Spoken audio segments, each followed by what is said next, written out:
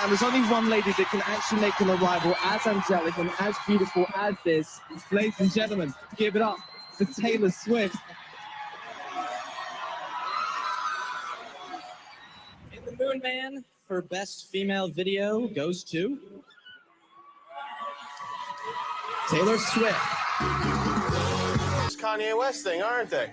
In case you're lucky enough to have missed it, Kanye West interrupted a young singer named Taylor Swift while she was... President Obama calling Kanye West a jackass. I can name you 10 or 15 people that he wouldn't have gone up there and taken that mic away from, but he did it with a 17-year-old girl because he could.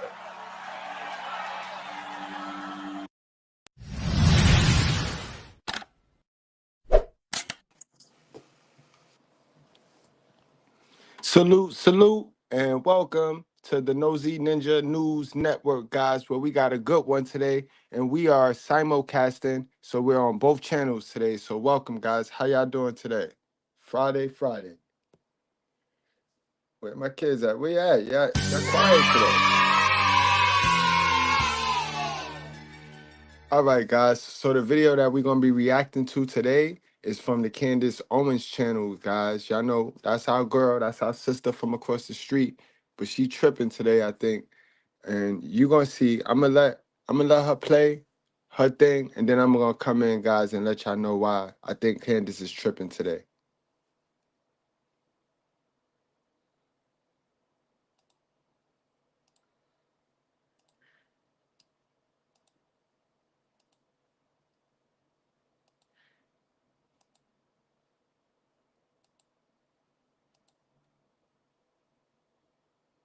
Happy Thursday, everybody. Very happy to say that today we are recording from my new set. I hope you guys like it. What are we discussing on today's show? Well, the internet was very surprised to learn yesterday that Black women do not like Taylor Swift. That arrived as some very shocking news to a lot of people. I'm going to explain to you why that is. Plus, Now, you can't speak for all Black women, Candace. You know, they don't let us men speak for all Black women. So, you know, you can't speak for all Black women, especially when the sisters you finna speak for, they don't even recognize you as one of them, sis. Candace, let me tell you a secret, Candace. They don't really like you, Candace. They don't like you, Candace, at all. But go on, Candace. later on in the show, the internet is also very divided after learning that a Florida private Christian school expelled 2 of its students after their mother advertised her OnlyFans page on her car. Should they have expelled those students? Yes? No? What do you guys think? All that and more today, coming up on Candace Owens. And we got our first super chat of this evening. What's going on, my guy, King Grove? King Grove, I already know. What you want to hear, King Grove? You let me know.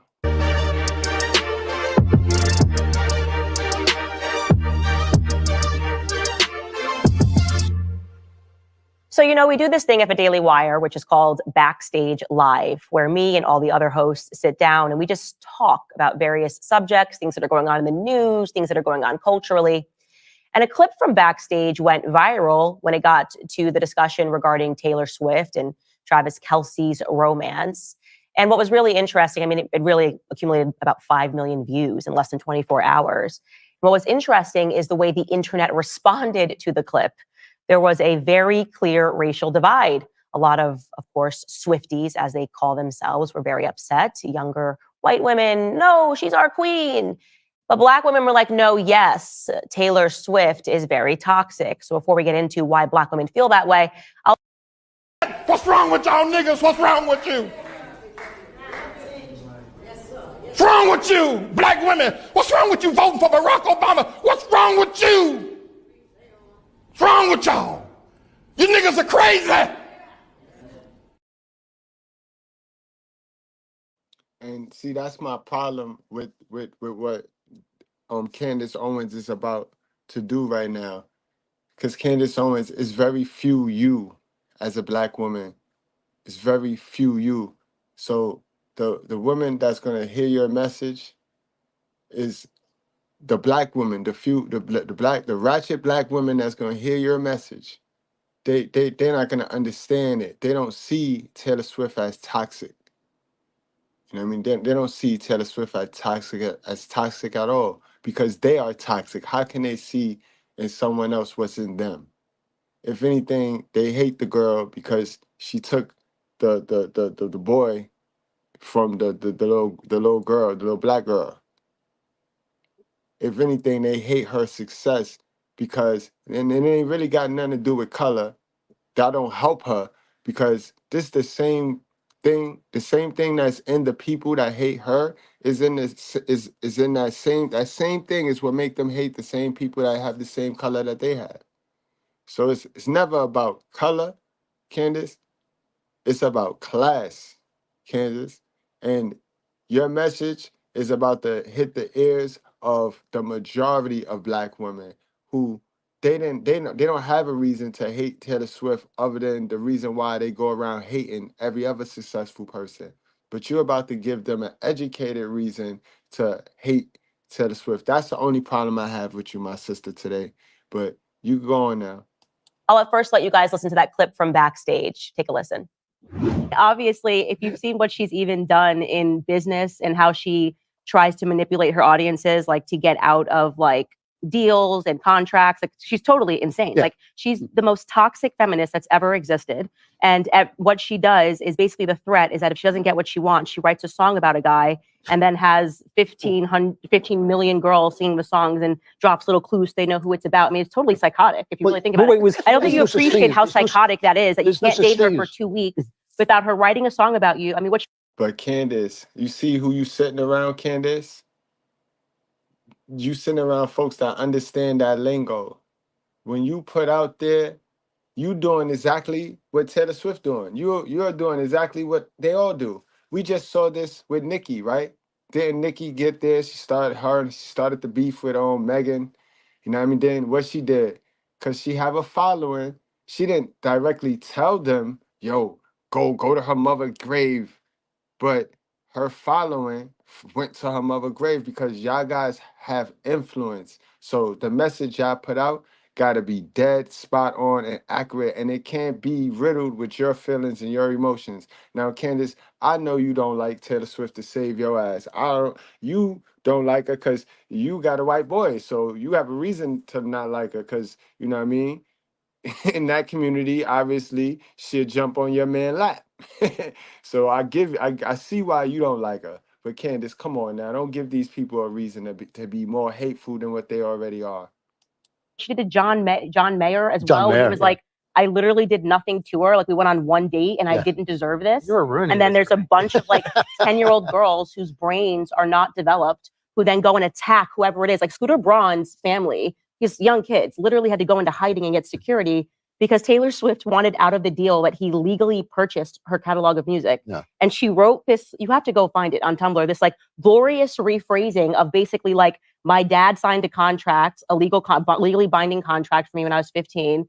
He now has the catalog because he purchased it. And she was just like, you know, as a woman, I sat on the floor and I wrote these songs. And then they tried to kill Scooter Braun's family. And he did nothing wrong other than purchase her catalog. But and he only had it for like 6 months before he let somebody else purchase it. But like I said, Candace, they doing that in the entertainment world. They doing that. Nicki Minaj just did that. Quote unquote.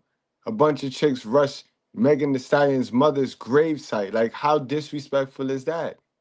And who really, did Nicki tell them to do that? No. Did Taylor tell them to do that? No. At this point, it is what it is. Right now, you're trying to rally up Black women who don't even like you to just hate Taylor Swift because you hate Taylor Swift personally. That's bad, Candace. That's not good. like she hated Scooter Braun. So yes, as I said, this clip went absolutely viral. And when it hit Instagram, a lot of the comments revealed that Black women very much agree with my assessment. I'll just read a couple of these comments here. Tickle Pink wrote, basically, she's saying she plays a Karen very well. This user wrote, I mean, she's not wrong. We all know this, LOL. But yeah, she's an amazing artist and all, but I understand where Candace is coming from. She basically plays a Karen pretty well. And there's plenty of girls with those ways, which is toxic, LMFAO. And by the way, this is something that has been well understood all across Black America. I'll also let you watch this clip when a newscaster asked somebody their opinion about Taylor Swift recently. Take a listen. Taylor Swift uses feminism to tell people they can't be mean to her instead of using it for its actual purpose. I don't know. It's just like the people she dates and like, I don't know. I just feel like it's not giving, like she's using it for quite the right reasons. Cloudy. Yeah, just like the whole Matty Healy thing and then Ice Spice. It was just like, it wasn't giving. Yeah. Very interesting. A couple of things. She mentions Ice Spice. We'll get to that. But she also says Taylor Swift uses feminism so that people can't be mean to her. And yeah. Yeah, that is gang true though. What Candace is saying is true. It's riddled behind her personal feelings towards Taylor Swift. And we know Candace is a conservative woman. Taylor Swift is dibbled and dabbled into that satanic shit too, guys. Remember, she a puppet of Hollywood. All those in Hollywood is puppets. You seen how she was at the Super Bowl with this girl, Ice Spice. Now y'all say, what do they have in common? But y'all see Ice Spice over there promoting the sexuality of satanic rituals. You see that girl, every time you see that girl, all you think is sex. Every single time you see Ice Spice, all you think of is sex, guys. That's called conditioning, guys, and programming.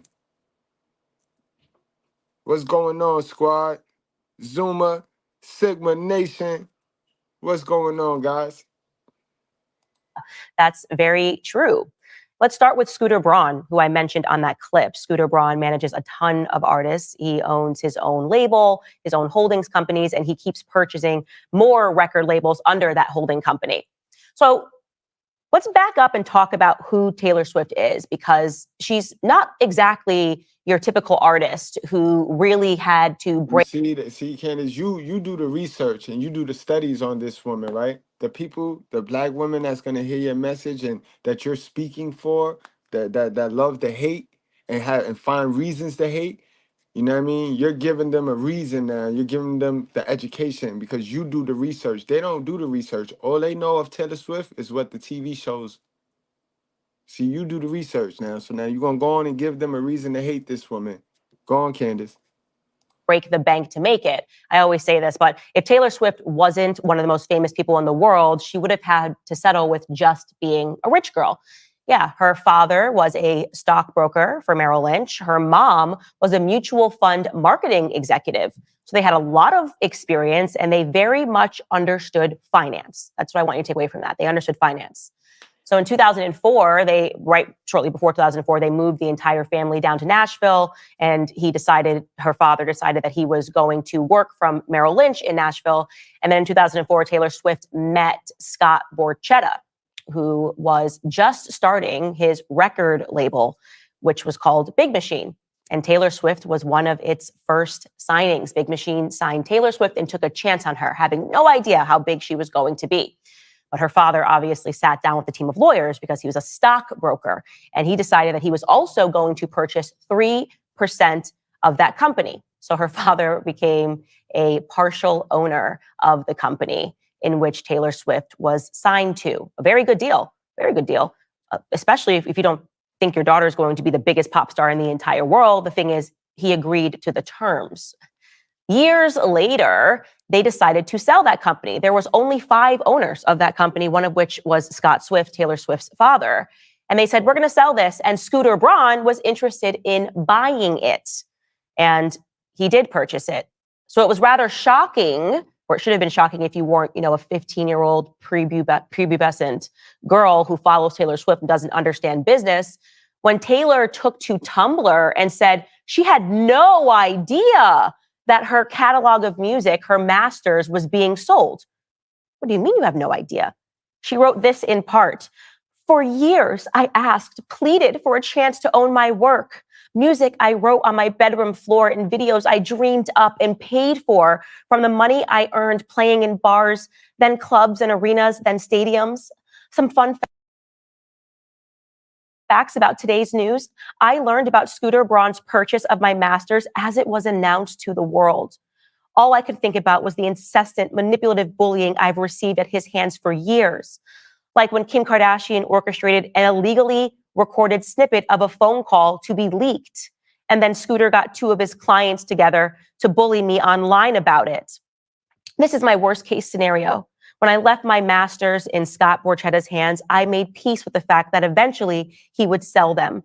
Never in my worst nightmares did I imagine the buyer would be Scooter.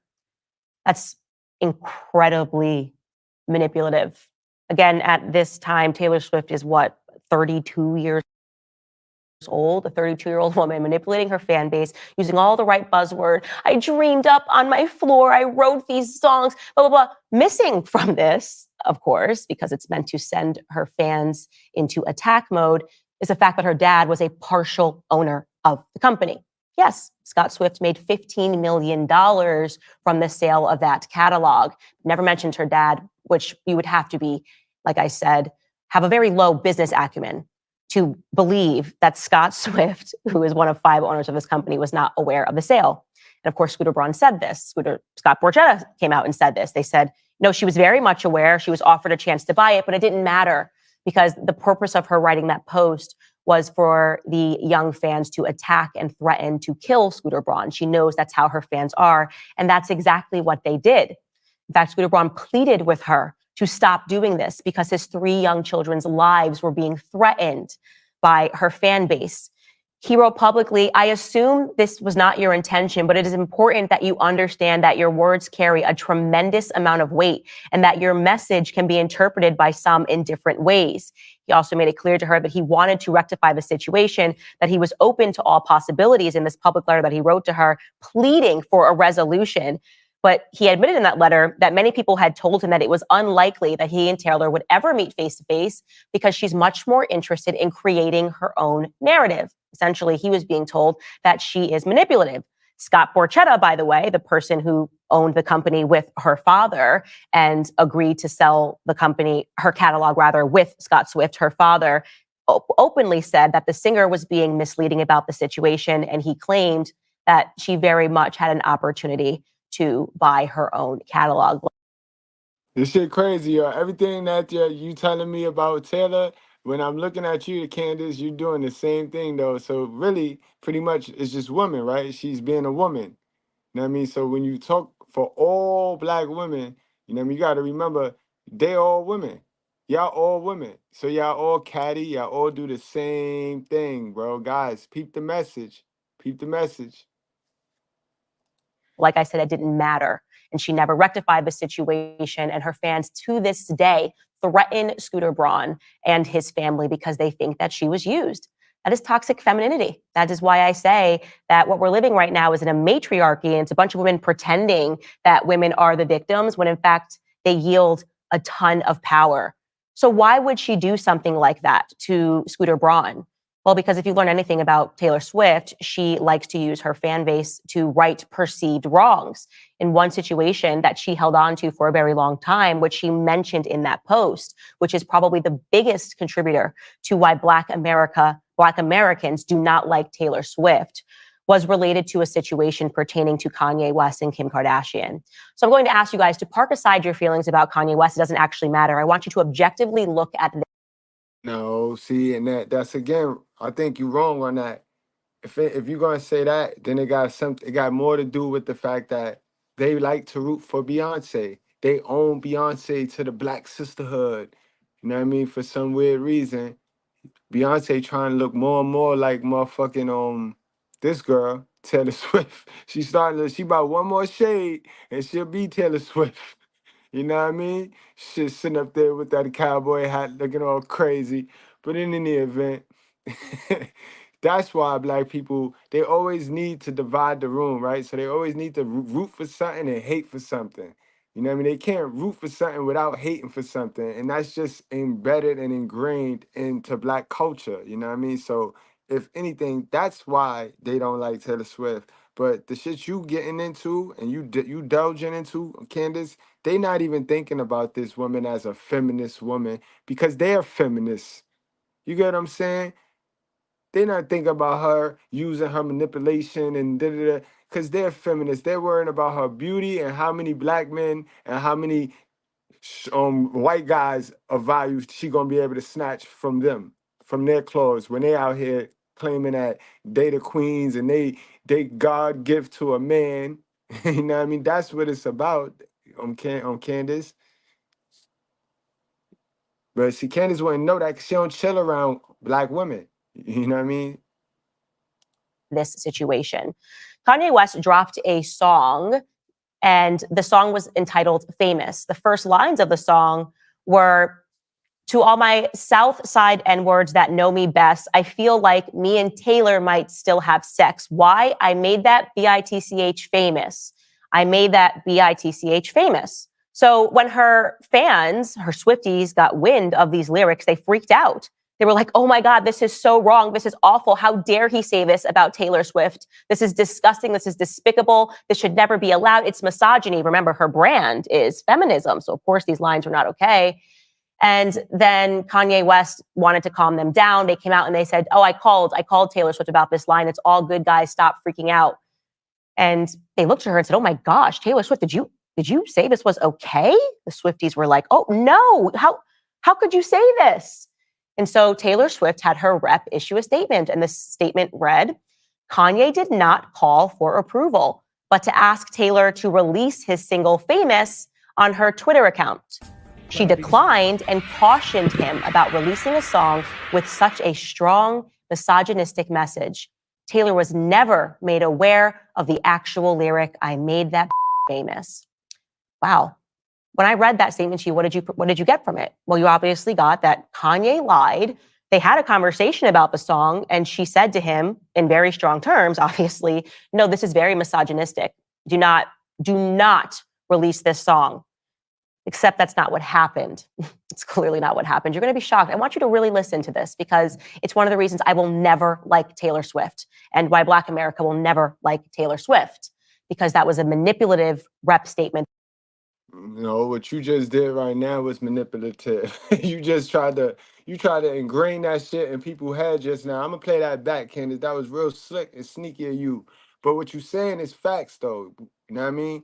Us intelligent folks, us red pill folks, we know that Taylor Swift, majority of you celebrities are pushing a narrative and y'all pushing your own agenda. We get it. Taylor Swift is that she with the feminists. Whoever's her leader, whoever cut her checks, they're with the feminist movement. They're down with that woman empowerment, make everybody weak. If it was up to them, everybody would wear a dress. You know what I mean? That's who she worked for. Clearly, who she is as a person, she like pookies and she like masculine men. You know what I mean? You know that. You say that for yourself. That she released, unbeknownst to her, Kanye West had cameras on him at the time that they had the conversation. And his then wife, Kim Kardashian, released the phone call. Listen to the conversation. "You're sending out rewards and payouts, but it's a struggle." And y'all stick around, y'all, because I got the whole conversation too. We'll be playing the whole conversation at the end of this. You know what I mean? For those of you that need to hear the whole conversation. Because sometimes I'm one of those that need to hear the whole conversation to see it. Why it will be happening is because it has a very controversial line at the beginning of the song about you. What does it say? Okay, wait a second. You sound sad. Well, is it going to be mean? No, I don't think it's mean. Okay, then let me hear it. So it says, "To all my South Side that know me best, I feel like Taylor Swift might owe me sex." That's not mean. Okay, yeah, because we tried to make it nicer. So what I said is, "For all my South Side that know me best, I feel like me and Taylor might still have sex." And my wife was really not with that one. She was way more into the "she owes you sex." But then the O part was like the feminist group type that I was like, That's the part yeah. that's gonna kind of. You see how they all in Hollywood and they all play their own part and they all in their own different sector, but they know better than to cross over into somebody else's sector and agenda. This is why they get scolded. The rappers get scolded when they go mention some LBGT shit or some body shaming shit, because now the devil don't pay you to be all up in that shit. They creating their own shit over there. The devil pay you to keep the people distracted as a musician, keep your music coming, you know what I mean? Keep making niggas go to jail and keep making chicks get drunk and have unplanned sex and shit, you know what I mean? Babies and shit. That's what they pay rappers for, but that's why they separate. You see Kanye just said it just there. He said it. I know, you know what I mean? How you know, like, how you cool with that, Kanye? But when Kanye blows shit up, he'll blow shit up though. Side that know me best, I feel like me and Taylor might still have sex. And my wife was really not with that one. She was way more into the she owes you sex. But then the O part was like the feminist group type that I was like, That's the part yeah. that's gonna kind of, I mean, they're both really edgy, but just like, that's the only thing about that line is that it's like, it's just the feminists are gonna come out. But I mean, you don't give a so. Yeah, basically. Well, what I give a about is just you as a person and as a friend. I want things that make you feel good. I don't want to do rap that makes people feel bad. Like, okay, now what if later in the song I was all Hold on, yo, Taylor Swift, you dirty for saying you was unaware of that call, yo, sis. You wrong for that. You wrong for that. Dead wrong for that, yo. And you knew he don't give a fuck. You knew like he's that. You know his image. You know his smut. His shit is he don't give a fuck. So you okay with that as long as he switch it. Also to have said, I made her famous. Is that is So did you say that? Yes, it might have happened. Oh my god. Well, what am I gonna do about it? I went like that. Do the hair flip.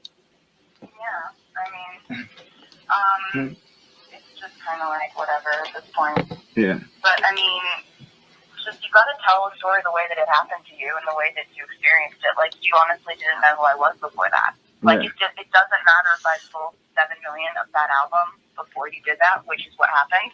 You didn't know who I was before that. It's fine. Right. But Taylor Greasy, yo. See how these victims are play? See how these victims are play, bro. Good thing he got the shit recorded. Cause if not, it would have been her little word. I mean her white little word against the little black boy word. Who would have won? Who would have won? You know what I mean? Think about it, y'all. Shit fucked up. yeah, I can't wait to hear it. So there you have the conversation. And by the way, you can pursue it in its entirety. I'm not trying to cut it down to make her look bad whatsoever. What comes across actually, as you hear it, is that he brings up feminism to her and says, I was going to make this line that you owe me sex. But then I was sort of like, like, what are the feminists going to say? And then she agrees and says, yeah, the feminists won't like that. So he changes the line to me and Taylor might still have sex and tells her that he cares about her feelings in all of this. He was being very careful not to upset her as a person, he says.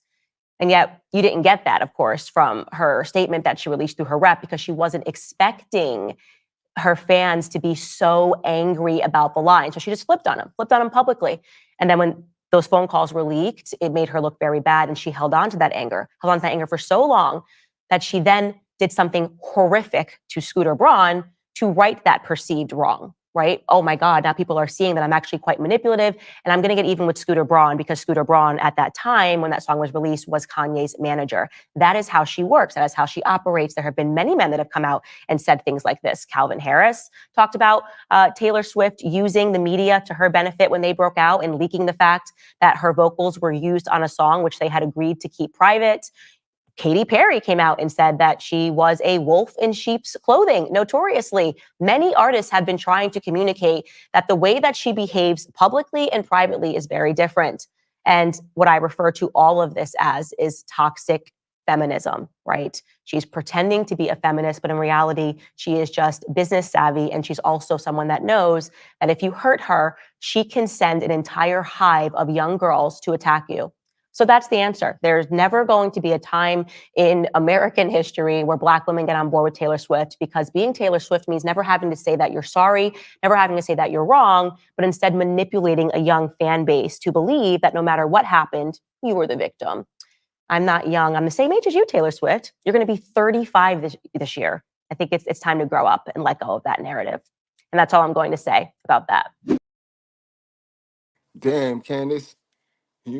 Damn, to us thinkers, you made a lot of sense about Candace Owens. But like I said, yo, as influencers, people that have a following, that, you know what I mean, we got to make sure what we say is A100. And it's not our job to tell the people how to think, you know what I mean, or what to think. It's not our job, bro. It's not our job. You know what I mean? Our job is to explain to the folks what happens when you think like that, like this. It's not to make the people think how we want them to think.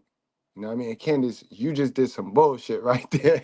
Because those black folks that you talking to, they not even thinking about none of that. They not thinking about this woman that's being toxic, Candace. They not. But guys, yo, we gonna go on. Like I said, I'm gonna play the whole audio to that.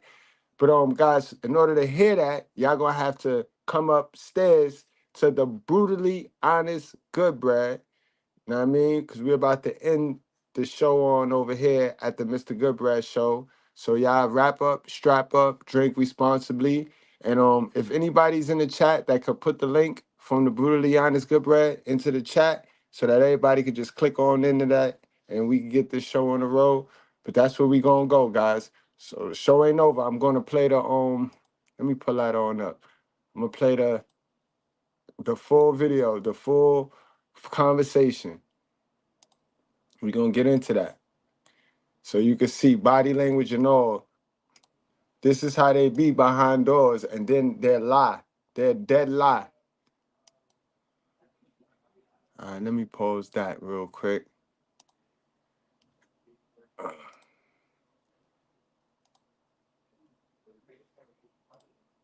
Hold on, let me get the link. Let me get the link in there.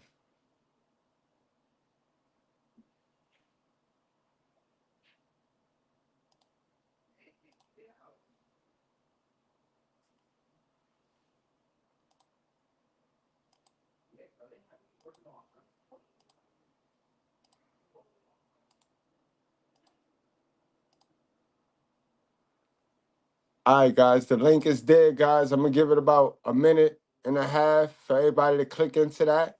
You know what I mean? I know we got a delay, so everybody click into that, and then I cut off the stream. I cut the stream off over here at the Mr. Goodbread show. We all going to the Brutally Honest. Just click that link so we can continue the live.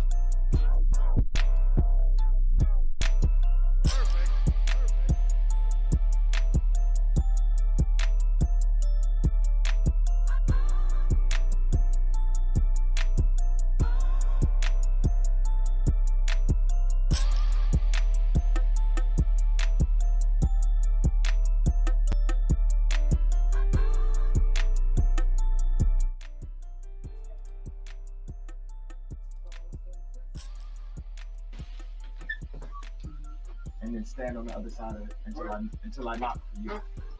Yeah. Just lock. No, you can't grab that. Lock the door. Stand on the Yeah. Yeah. That boy Kanye was thirsty, yo. That boy Kanye said, lock the door, lock the door. I got Taylor Swift on the phone. Mind you, he married to Kim Kardashian.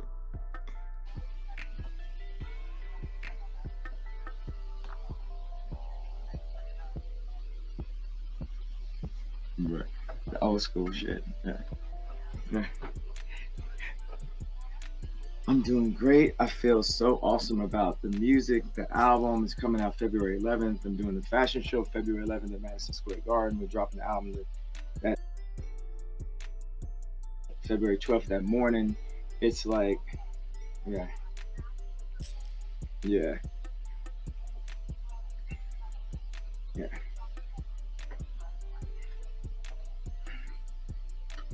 Oh, thank you so much. Thank you.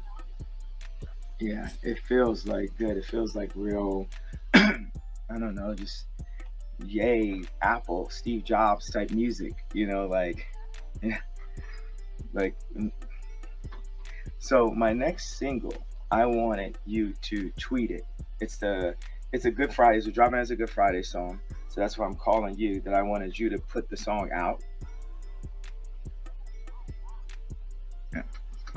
All right. Like, what would people, I guess it would just be people would be like, why is this happening? Well, Like, they think it has something to do with it, probably. Well, the reason why it will be happening is because it has a very controversial line at the beginning of the song about you. What does it say? Okay, so it says, and the song is so dope, and I've literally sat with my wife, with my whole management team, with everything, and tried to rework this line. I've thought about this line for 8 months. I've had this line and I've tried to rework it every which way. And the original way that I thought about it is the best way, but it's the most controversial way. So it's gonna go Eminem a little bit. So can you brace yourself for a second? Yeah. Okay. All right. It says, wait a second, you sound sad. Well, is it gonna be mean? No, I don't think it's mean. Okay, then let me hear it. Okay. It says, and the funny thing is, when I first played it and my wife heard it, she was like, huh? What? That's too crazy, blah, blah, blah. And then like when Ninja from D Antwoord heard it, he was like, oh my God, this is the craziest shit. This is why I love Kanye, blah, blah, blah, that kind of thing. And now it's like my wife's favorite fucking line. I just want to give you some premise of that, right? Okay. So it says, to all my South Side niggas that know me best, I feel like Taylor Swift might owe me sex. That's not mean. Okay.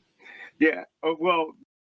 That laugh was from the heart too. Taylor liked that shit.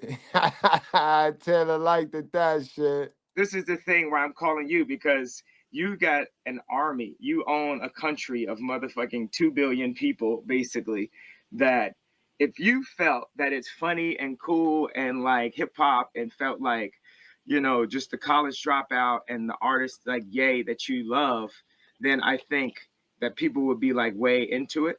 And that's why I think it's super genius to have you be the one that says, oh, I like this song a lot. Like, yeah, whatever, you know, this is cool, whatever. It's like, you know, like I got like shit on my album where I'm like, I bet me and Ray J will be friends if we ain't love the same bitch. Oh I mean, I need to think about it, because I just need to, like, you know, you hear something for the first time and you just need to think about it. Yeah. Because it is absolutely crazy. I'm glad it's not mean though. It doesn't feel mean. But like, oh my God, the build-up you gave it, I thought it was gonna be like that stupid dumb bitch, like, but it's not. So I don't know. I mean, the launch thing, I think it would be kind of confusing to people, but I definitely think that when I'm asked about it, of course, I'm gonna be like, yeah, I'm the biggest fan. I love that. I think it's hilarious. But I just need to think about it. Yeah, you don't have to do the launch any tweet. That was just an extra idea I had. Like, but Nat, you don't. If you think that that's cool, then it's cool. If not, I mean, we are launching the shit like on, just Good Fridays on SoundCloud, on the site, shit like that. But I you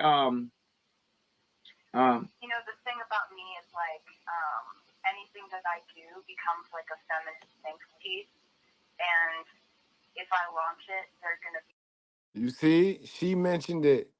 She mentioned that anything she do is like, so she knows she can't move the way she really want to move. You know what I mean? The people that cut her checks are feminists. She worked for the feminists. Be like, wow, like this thing, like they'll just turn it into something that I think if I launch it, it honestly, like, I think it'll be less cool. Because I think if I launch it, it adds this level of criticism. Because having that many followers and having that many eyeballs on me right now, like, people are just looking for me to do something dumb or stupid or lame. And it's like almost, I don't know, like, I kind of feel like people would try to make it negative if it came from me. Look how they care about their perception in the public, though. Look how they care. And then when y'all be like, look over there. Why, when I look over there, don't really be nothing to look at, but minute situations, but real small percentages, because they care about how they look on social media. We the only fools that jump on social media looking crazy. Do you know what I mean? Yeah. I try to be super self-aware about where I am, and I feel like right now I'm like this close to overexposure. Oh, well, this one is I think this is a really cool thing to have. I know. Definitely. I mean, it's like a compliment kind of. Yeah. I had this line where I said, and my wife really didn't like this one because we tried to make it nicer. So I said, as for all my Southside niggas that know me best, I feel like me and Taylor might still have sex. And my wife was really not with that one. She was way more into the she owes you sex. But then the O part was like the feminist group type shit that I was like, That's the part yeah. that's gonna kind of, I mean, they're both really edgy, but just like, that's the only thing about that line is that it's like, it's just the feminists are gonna come out. But I mean, you don't give a fuck. So. Yeah, basically. Well, what I give a fuck about is just you as a person and as a friend. I want things that make. So don't let people tell you in real life, nothing, yo. This joy happening in real life. The stuff we talk about on these panels, on these platforms, is happening in real life, bro. They just don't go around labeling it the way we label things, but it's happening. You feel good. I don't want to do rap that makes people feel bad. Like, of course, like I'm mad at Nike and bad. So people think like, oh, he's a bully. He ran on stage with Taylor. He's bullying Nike now, this $50 billion company.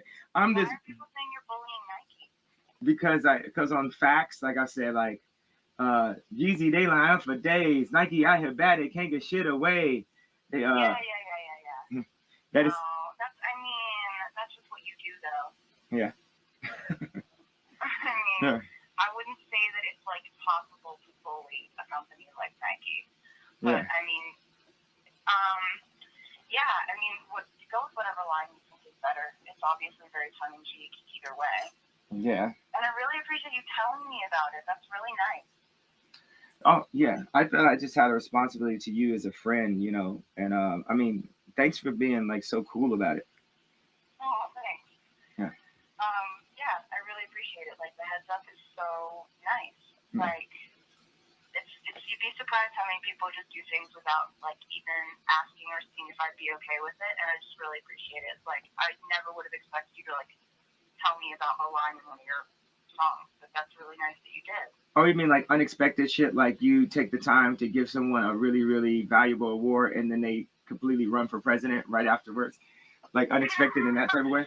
We have not talked about that. What happened? I just thought that was wavy. It was vibey. Actually, you know, funny thing, as I thought about the weed and the president, both of those things I thought about in the shower the day before. I just started laughing like crazy. I was like, I gotta say that I had just smoked some weed and then say I'm gonna run for president. Like it's gonna be. So those are my basis of. I knew I wanted to say the thing about going to like the Dodgers game with, you know, my daughter and like getting booed and that being scary. And I knew I wanted to say like me changing and thinking about people more since I had a daughter. And then I wanted to say the weed thing, and then I wanted to say the president thing, and everything else was just like off the cuff. Yeah. Oh my god, it was definitely like it stole the show. Yeah. So you saying, Kanye, you went and put on this circus act just so that you could get the dopamine hit when you feeling on yourself. You see this egotistic man, this is an egomaniac right here, bro. You heard what he said, guys. So that we are clear. Kanye ran for president just so he can get the feeling of saying he just smoked the blunt yesterday and ran for president the next day. Yo, he just wanted to say that. Yo, this nigga is crazy, bro. That nigga Kanye is weird. Yeah. It was pretty crazy. The flowers that you sent me, I like Instagrammed a picture picture of them, and it's the most Instagram likes I've ever gotten. It was like 2.7 million likes on that picture of the flowers you sent me. Yeah. It's some And that's why you should release his song, sis. You should launch his song. Cause you saw how you got all them likes off of him being a punk and him being a simp. See, yo, Kanye, man, return on your investment, bro. I wouldn't even call it. I'd have just dropped my shit, man. You crazy. it's some connection or something that I think is really important about that moment when we met on stage. It's something that I think is really important about that, like, and where humanity is going, or now where me and Kim are, and having a family, and just everything, the way things are landing. Always, relationships are more important than punchlines, you know? Yeah. I mean, I don't think anybody would listen to that and be like, oh, that's a real diss. Like, she must be crying about that line. And I think because of how crazy and strange and fateful the way we met was, I think we have to pick our moments to like do stuff together and make sure it's only really cool stuff. Yeah, exactly. Like we can't have it like be somebody else's idea that gets in front of it, and they're like, because it's if you're like a really true creative, visceral, vibey like person, it's probably hard for you to work at a corporation. So how can you give a creative ideas, and you're working in a house of non-creativity? It's like this weird. So whenever we talk directly, okay, now what if later in the song I was also to have said, I made her famous? Is that did you say that? Yes, it might have happened. Oh, God. Well, what am I going to do about it? I went like that, do the hair flip. Yeah, I mean, it's just kind of like whatever at this point. Yeah. But I mean, just you got to tell a story the way that it happened to you and the way that you experienced it. Like, you honestly didn't know who I was before that. Like, it doesn't matter if I sold 7 million of that album before you did that, which is what happened. You didn't know who I was before that. It's fine. Right. But yeah, I can't wait to hear it. Yeah, I mean, it's fun. It's definitely you're ready to trend. That's all I can say. What's the song called? It might be called Hood Famous. Oh, cool. All right. Is it going to be like a single, or is it going to be a SoundCloud release? What are you doing? Oh, this one right here is like fucking Song of the Year type territory. Oh my God, amazing. Yeah. That's crazy. Oh my God. Oh, speaking of Song of the Year, are you going to Grammy? I was thinking to not do it, but I think that this song,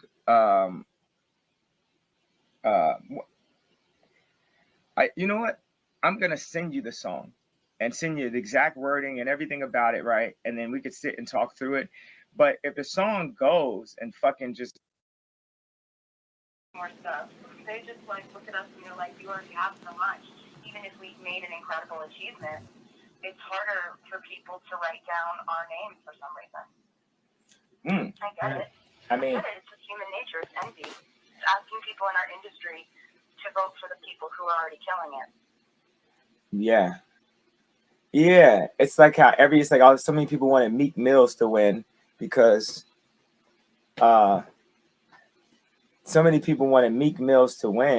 just Drake was just killing it for so long. And they're just like, we just need like Meek Mills to like but I think, okay, so that has my mind going through a lot of places to problem solve. But I was talking to Ben Horowitz. Do you know this guy? He's a VC at Dreesen and Horowitz out of San Fran. But he's down with I know that name. I don't know him. It's just like the San Fran clique, that type of thing. Like he stays down the street from Mark Zuckerberg and shit like that. So I was talking to him and I was like, bro, like me, I'm in personal debt. I'm in debt by a good like 20-30 million ever since the fashion, and still have not made it out of it. So that's part of the reason why I had to go to Rock Nation and the touring deals, blah, and it allowed the whole town to try to feel like they could control Kanye, or You getting behind the scenes spill, yo, and y'all be worshiping these dudes, and they be living off their name and what their next project is. Niggas be, he said he 20 mil in debt, but y'all be worshiping them. Oh, they got money, so whatever they say out their mouth is gold. And you heard him yourself. to talk to me like I'm regular or have agents do it, but they saw they couldn't. It's like, okay, so that has my mind going through a lot of places to problem solve. But I was talking to Ben Horowitz. Do you know this guy? He's a VC at Dreesen and Horowitz out of San Fran, but he's down with I know that name. I don't know him. It's just like the San Fran clique, you know, that type of thing. Like he stays down the street from Mark Zuckerberg and shit like that. So I was talking to him and I was like, bro, like me, I'm in personal debt. I'm in debt by a good like 20, 30 million ever since the fashion, and still have not made it out of it. So that's part of the reason why I had to go to Rock Nation and the touring deals. Blah. And see, this is why when you get money, it's important that you don't chill around niggas that don't have money. Because when you fall off, you ain't got nobody to hold you down. You see, that's why niggas never escape poverty. You know what I mean? Because y'all sit around people that can't do you nothing. You can't do nothing for them. You know what I mean? So y'all can relate. This is why I tell y'all all the time, get around some folks that is better than you. You know what I mean? And it allowed the whole town to try to feel like they could control Kanye, or either talk to me like I'm regular or have agents do it, but they saw they couldn't. It's like, even in debt, he moves around like he's like a billionaire. I'm like, yeah, I'm a cultural trillionaire. I might have financial debt. So I told Ben Horowitz, I was like, you guys got Mark Zuckerberg, or whoever, Tim Cook, you guys have to clean that up. So I'm sending Ben Horowitz my current balance. That means like I'm not up. You hear him, yo? Because he cool. He live around these niggas. So imagine you could just go borrow $1 million from Mark Zuckerberg. Y'all be on his app, making him famous. You know what I mean? Don't worry. Y'all never focus on yourself. Y'all play. Y'all wake up to his app. Before you wake up to yourself, you wake up to his app. Imagine you could go borrow $1 million from Mike Zuckerberg because you got talent and that you had money, and they know, I'm going to get my $1 million back. And that's how it is. That's why I say y'all got to get up around folks that means well for you, yo. Your environment is important. 50, not up 100 million, not up 200 million, not up 300 million. No, negative 20 million. Currently, Kanye West, the guy who created the genre of music that is The Weeknd, that is Drake, the guy who created every single person that makes music right now, favorite album is The College Dropout. Every single person that makes music, that is there. But I'm rich enough I have my wife, I went into debt to my wife by $6 million working on the fucking house less than like a few months ago, and I was able to pay her back before Christmas and shit like that. So, you know, when I talked about Nike, the idea that they wouldn't give me a percentage, that I could make something that was so tangible when Drake was just rapping me into the motherfucking trash can, that I could have something that was tangible that showed my creativity and express myself, that also could be a business that I could have a 5 times multiple on and actually be able to sell it for like $100 million, $200 billion. That was very serious. Every conversation, every time I scream at Charlemagne or scream at Sway, that was really, really, really serious. And it also was with my family. I felt like, look, if I'm just an angry black guy with some cool red shoes from Nike 5 years ago, I was going to be visiting my daughter as opposed to be living with her. It would have been like, enough is enough. It wouldn't have been cool anymore, because it would have been a group of people, including my wife, that all had at least like 500, 400 million in their account. And then you get the angry black man at the party talking about, I'm the one that put Kim in the dress. I'm the one that did this. But it never realized itself. So that's one of the things I just talked to Ben. And I'm really, because I talk about it on the album, talk about personal debt and shit. Just the idea, like, oh shit, this dude with this fucking Maybach that makes fucking $50 million a tour still hasn't lined it up or came out of the point when AEG and Live Nation wouldn't give him a deal. The debt started after Watch the Throne. because I got no deal, but I still was doing like creative projects on my own, shooting a film in Qatar, doing a fashion show, just trying to, you know, be very Disney, be very visceral, be creative. And I mean, I'm sure you've thought about this up and down, but I mean. But Kanye, bruh, you ain't learned from your mistake, bruh. Cause yo, stay out of the fashion and pour into the music, bro. You that fashion shit trash, bro. That shit you be having on your girl and you be walking around here and the shit trash, bro. Like fuck around and go into the paint and do that and painting, because you losing your money with this fashion shit, Kanye. You see, and this is where we get trapped at, right? Because we have dreams, but those dreams become hobbies, and hobbies cost. Hobbies are not purposes. I mean, purposes get you to the bag. Hobbies is expensive. You gotta fund hobbies. You know what I mean? So you got to know when your passion is a hobby from a purpose, guys. You got to learn that, and you got to make a pivot. You got to make a pivot. A lot of people stay broke and they let a lot of opportunities close on them, and then they become adults with kid dreams. That's where the depression come in. That's where the depression come in, and that's, remember, stagnant people turn to hate. Is there a way to monetize Yeezys in a way that you felt would still keep them authentic, but make them into a multi-billion-dollar company? well, that's what we're gonna do. That's what we're in the plans of. Yeah, I have no yeah, I'm 100% gonna be like a multi-billionaire. I just think it's fun that It's crazy though, because he turned out that he damn sure became that, guys. He hindsight 2020, he damn sure became that. So he had a plan and he was determined. He had a plan and he's determined. So imagine that, being negative 20 mil in the hole. And mind y'all niggas probably in debt about $2,000. That's about the most in debt y'all is. This man was negative 20 million in the hole and got right to 1 billion. Guys, think about it. Because of his environment, not sitting around some fuck ass people. You know what I mean? His work ethic, not being lazy, procrastinating, talking about I'm gonna do this tomorrow. can like be like Charlie Sheen and be like, hey, like I got AIDS, you know, like that to me, like I told Drake that the other night. I was like, yo, Drake, I'm in personal debt. And to me, for me to tell Drake, the fucking #1 bachelor in the world that could fucking wrap anybody into a trash can that lives 4 blocks down the street from my wife and like basically fucks all of her friends, that I'm in personal debt, is such a like putting down the sword and putting down the hand. Bro, go on and say it, man. He smashed her too, bro. He smashed her too. All her friends. That's why you was mad at him.